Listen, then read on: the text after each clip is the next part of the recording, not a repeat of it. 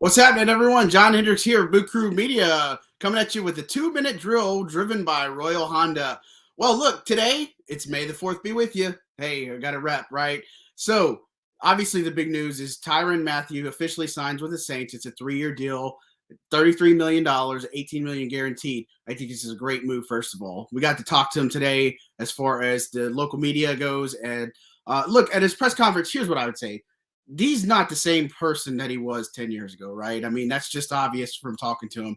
A lot of interview questions, he said that, look, that it was stressed about the importance of the community aspect and just kind of what are the things that he really wants to accomplish coming here, playing with New Orleans. And obviously bringing another championship back to New Orleans would be really important. But, look, the biggest things to take away from is that the Saints are the only team he visited, right? And it was them or pretty much nobody, I guess. Not really, but this is where he wanted to be, right? And so there's a lot to come from that. And look, I think when you look at this move, talking about him is one thing. I know it's going to jazz a lot of people up. I mean, can you just imagine week one in the Dome if Brady and the Bucks come to town and here's Tyrann Mathieu leading the Who Dat chant? I mean, that's just incredible, and he's going to bring a lot of energy.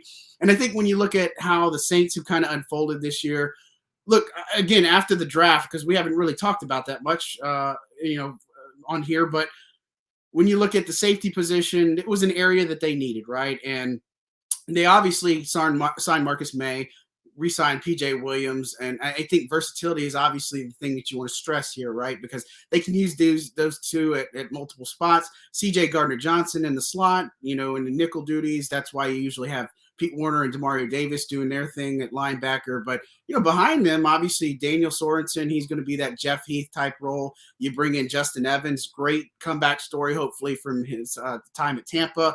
That'll be something to watch. And obviously, JT Gray is an outstanding all-pro special teams player. So, look, getting Tyrann Mathieu, especially after you skip out on having to potentially draft a safety, I think that was kind of the plan. And, I beg to differ, say that was the plan, right? And so the Saints hit home on their draft picks, getting Chris Olave with 11 and Trevor Penning at 19.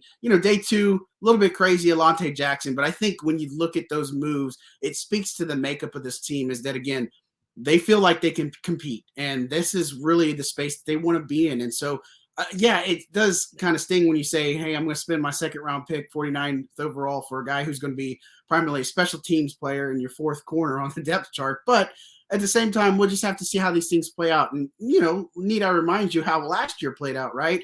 They had Marshawn Lattimore, and they were dealing with a lot of injuries. Patrick Robinson retires. Ken Crawley gets hurt, forced their hand to have to trade for Bradley Roby because they didn't know what they had in Paulson Adebo as a rookie. So, again, these moves do matter. And, again, not to take away from what we're talking about with Tyrann Mathieu, but, again, you look at the Saints defense, the makeup as a whole, they're stacked. They're loaded. And really, when you looked at this draft, the main thing that they needed to go in was, hey, you have to get a wide receiver, a playmaker, somebody they can help. I think their undrafted guys are going to be outstanding too. Lucas Kroll of Pittsburgh, tight end, he's going to be really interesting to watch. And I think Smoke Monday, obviously, he got on fans' favorite sides because of his trolling of the Falcons and then obviously wearing a Drew Brees jersey. So, look, again, you just have to see how these moves play out, right? And again, this is why when you caution people, you can't get so excited to see some people that win the paper title in March aren't the ones that are there in the postseason. Again, the Saints, they did a great strategy of